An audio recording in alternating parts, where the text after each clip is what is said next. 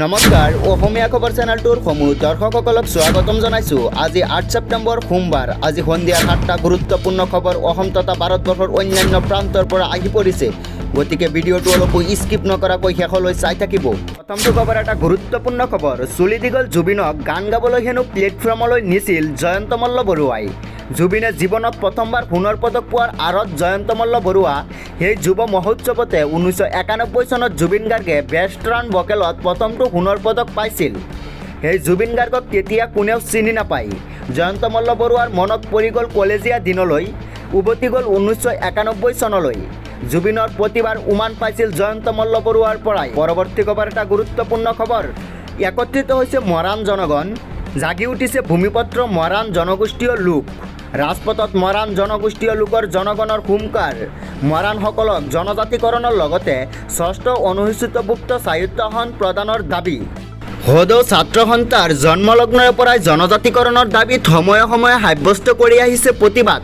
মৰাণ ছাত্ৰ সন্থাৰ কেইবাটাও সংগঠনৰ আহ্বানত 2 ছেপ্টেম্বৰত তিনিচুকীয়া জিলাত হাজাৰ হাজাৰ মৰাণ জনগোষ্ঠীয় হাতত জোৰ লৈ ৰাজপথ ঘেৰাও কৰিছে। উক্ত প্ৰতিবাদ কাৰ্যসূচীত বৃহৎ সংখ্যক আৰক্ষী অৰ্ধসামৰিক বাহিনীৰ বাধাকো নেওচি হাতত জোৰ লৈ বিশাল প্ৰতিবাদ সাব্যস্ত কৰিছে জনতাই। জোৰ সমাদল কাৰ্যসূচীত আৰক্ষীয়ে বাধা দিবলৈ বিচৰাত এক উত্তপ্ত পৰিস্থিতিৰ সৃষ্টি হৈছিল। জোৰ কাৰ্যসূচীত সেই সময়তে সদৌ মৰাণ ছাত্ৰ সন্থাৰ সভাপতি পলিদ্ৰ বৰাক এগৰাকী আৰক্ষী বিষয়াই ডিঙিত ধৰি বাধা দিবলৈ চেষ্টা কৰাৰ এখন ফটো সামাজিক মাধ্যমত বিয়পি পৰাৰ পাছতে ৰাজ্যজুৰিত সৃষ্টি হৈছিল তীব্ৰ প্ৰতিক্ৰিয়াৰ। তাৰ পাছতে সদৌ অসম ছাত্ৰ সন্থাৰ আহ্বান মৰ্মে 4 ছেপ্টেম্বৰত ৰাজনৈতিক আৰু অৰাজনৈতিক দল সংগঠনৰ সকলো নেতাকৰ্মী কাকপথাৰলৈ ওলাই আহে। নিজৰ প্ৰাপ্য বিচাৰি লোকসভা নিৰ্বাচনৰ সময়তে বিজেপি দলত যোগদান কৰা এসময়ৰ মৰাণ ছাত্ৰ সন্থাৰ নেতা বীৰেন সিং নেওগেও কাকপথাৰৰ জোৰ সমদলত অংশগ্ৰহণ কৰে। বিজেপি দলৰ মজিয়াত থাকিও মৰাণ জনজাতিৰ এই প্ৰতিবাদত জঁপিয়াই পৰে বীৰেন সিং নেওগে। পৰৱৰ্তী খবৰ এটা গুৰুত্বপূৰ্ণ খবৰ। খাই পাত ফলা বিধায়ক অখিল গগৈ বংগমূলীয়া মানুহৰ বুকুৰ আপোন। শিৱসাগৰৰ বিধায়ক অখিল গগৈ খাই পাত ফলা বিধায়ক, বংগমূলীয়া মানুহৰ হে বুকুৰ আপোন অখিল গগৈ। মৰাণ মটকে বহু সহায় কৰিছে অখিল গগৈক, কিন্তু অখিল গগৈয়ে সেইবোৰ পাহৰি গ'ল। অখিল গগৈৰ বিৰুদ্ধে সৰব সদৌ অসম মটক যুৱ ছাত্ৰ সন্মিলন। শিৱসাগৰৰ বিধায়ক অখিল গগৈ খাই পাত ফলা বিধায়ক। অখিল গগৈ খিলঞ্জীয়া মানুহৰ আপোন নহয়, বংগমূলীয়া মানুহৰ হে বুকুৰ আপোন অখিল গগৈ। মৰাণ মটকে বহু সহায় কৰিছে অখিল গগৈক। পৰৱৰ্তী খবৰ এটা গুৰুত্বপূৰ্ণ খবৰ। লাখ লাখ হিন্দুৰ ডি ভোটাৰৰ বাবে ডাঙৰ খবৰ। অসমত যিমান হিন্দু ডি ভোটাৰ আছে তেওঁলোক ভাৰতীয়। লাখ লাখ হিন্দু ডি ভোটাৰৰ বাবে আহি গ'ল ভাল খবৰ। অসমত যিমান হিন্দু ডি ভোটাৰ আছে তেওঁলোক ভাৰতীয়। ডি ভোটাৰ মানে হৈছে সন্দেহজনক নাগৰিক। সেইসকলক বিদেশী নাগৰিক বুলি চিনাক্ত কৰা হোৱা নাই। যিসকলে এই ডি ভোটাৰটো উলিয়াইছিল তেওঁলোকৰ সন্দেহ আছিল। সন্দেহ থকাৰ কাৰণে ডাউটফুল অথবা ডি লিখিছিল। ডি ভোটাৰৰ তালিকাত যিমান হিন্দু নাম আছে তেওঁলোক নিশ্চিতভাৱে ভাৰতীয়। 2014 চনৰ 31 মাৰ্চৰ আগতে অহা যিমান হিন্দু আছে তেওঁলোক কাৰ অধীনত ভাৰতীয়।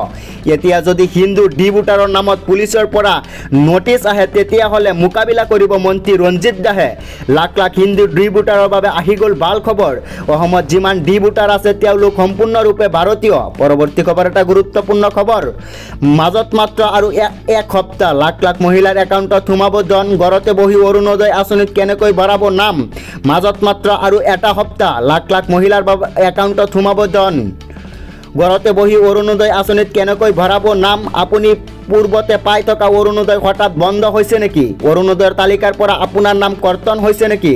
তালিকাৰ পৰা নাম কৰ্তন হোৱা প্ৰতিগৰাকী মহিলাই লাভ কৰিব অৰুণোদয় আঁচনিৰ ধন। DC অফিচলৈ নোযোৱাকৈ লাভ কৰিব এই ধন। ইয়াৰ পূৰ্বে প্ৰপত্ৰ পূৰণ কৰি পোনপটীয়াকৈ ASLRMত পঠিয়াই দিয়ক। ৰাজ্যৰ প্ৰতিগৰাকী জীৱিকা সখীয়ে লাভ কৰিব অৰুণোদয় আঁচনিৰ ধন। পৰৱৰ্তী খবৰ এটা গুৰুত্বপূৰ্ণ খবৰ। মিয়া বিচাৰি অভিযান চলোৱা সকলো নেতা পৰিব বিপদত। সহ্যৰ এটা সীমা থকা উচিত, লোৱা হ'ব আইনী ব্যৱস্থা। মিয়া বিচাৰা অভিযান চলোৱা সকলো নেতা পৰিব বিপদত। ধৈৰ্য আৰু সহ্যৰ এটা সীমা থকা উচিত। সকলোৰে বিৰুদ্ধে লোৱা হ'ব আইনী ব্যৱস্থা। মিয়াৰ ওপৰত চলোৱা অত্যাচাৰৰ বিৰুদ্ধে আমচুৰ গৰ্জন। চৰকাৰৰ পৃষ্ঠপোষকতাত মিয়াৰ বিৰুদ্ধে নামিছে দল সংগঠন। মিয়াৰ ওপৰত অত্যাচাৰ কৰা সকল আদালতৰ সন্মুখীন হ'ব লাগিব। সময় থাকোঁতেই চৰকাৰে নিয়ন্ত্ৰণ কৰক এইসকল বে কৰি থকা নেতা। শিৱসাগৰৰ জিলা আয়ুক্ত আৰু আৰক্ষী অধীক্ষকে আঁঠু ল'লে নেকি? কিয় ল'ব পৰা নাই ব্যৱস্থা? উজনি অসমৰ একাংশ সংগঠনৰ নেতাপালি নেতা নাকি লগাওক। অন্যতা পৰিমাণ ভয়ংকৰ হ'ব বুলি হুমকাৰ আমচুৰ। পৰৱৰ্তী খবৰ এটা গুৰুত্বপূৰ্ণ খবৰ। সুধাকান্তৰ নামত প্ৰৱৰ্তন কৰক ৰেল। জন্ম জয়ন্তী আমচুৰ 7টা দাবী। সুধাকান্তৰ জন্ম জয়ন্তীৰ দিনাই আমচুৰ 8টা দাবী। গুৱাহাটী, ডিব্ৰুগড়, তেজপুৰ বিশ্ববিদ্যালয়ত সুধাকান্তৰ নামত আসন। দেশৰ আগশাৰী বিশ্ববিদ্যালয়তো আসন সংৰক্ষণ হ'ব লাগে সুধাকান্ত ভূপেন হাজৰিকাৰ নামত। কাশ্মীৰৰ পৰা কন্যাকুমাৰীলৈকে ভূপেন হাজৰিকাৰ নামত ৰেল প্ৰৱৰ্তন। শদিয়াৰ পৰা ধুবুৰীলৈকে জলপথৰ নাম ভূপেন হাজৰিকাৰ নামত নামকৰণ হ'ব লাগে। গুৱাহাটীৰ ৰেল ষ্টেচনতো ভূপেন হাজৰিকাৰ নাম উচৰ্গা কৰিব লাগে। বিদ্যালয় মহাবিদ্যালয়ৰ পাঠ্যক্ৰমত ভূপেন হাজৰিকাক সন্নিৱিষ্ট কৰিব লাগে। ভূপেন হাজৰিকাৰ নামত আন্তঃৰাষ্ট্ৰীয় গৱেষণা কেন্দ্ৰ খুলিব লাগে। সমাধি ক্ষেত্ৰ আহল বাহল কৰি পৰ্যটন ক্ষেত্ৰ কৰিব লাগে। মন্তব্য আমচুৰ উপদেষ্টা সমুজ্জ্বল কুমাৰ ভট্টাচাৰ্যৰ। তো দৰ্শকসকল, আমাৰ এই ভিডিঅ'টো ইমানেই আছিল। যদি আমাৰ এই ভিডিঅ'টো চাই আপোনালোকে ভাল পায় তেন্তে আমাৰ এই চেনেলটো ছাবস্ক্ৰাইব কৰি আৰু ভিডিঅ'টোত এটা লাইক কৰি দিব। আৰু যদি ফেচবুকত চাই আছে তেনেহ'লে পেজটো ফ'ল' কৰি দিব।